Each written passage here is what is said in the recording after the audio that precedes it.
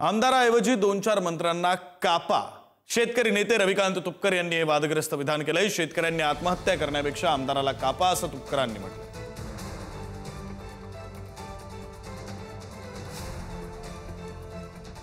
आता इथून पुढे आत्महत्या करायची नाही, इथून पुढे मरायचं नाही, किती संकट आलं तरी मरायचं नाही।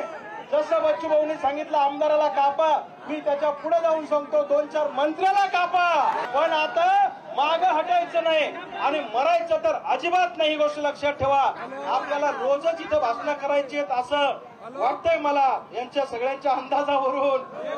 मी मराठी भाषा केली तर एवढा जळफळाट झाला सगळ्यांना आणि माझ्यावर टीका होते, पण महाराष्ट्रातले 10-12 शेतकरी रोज मरतायत, विकायच्या डोळ्यात पाणी यायला तयार।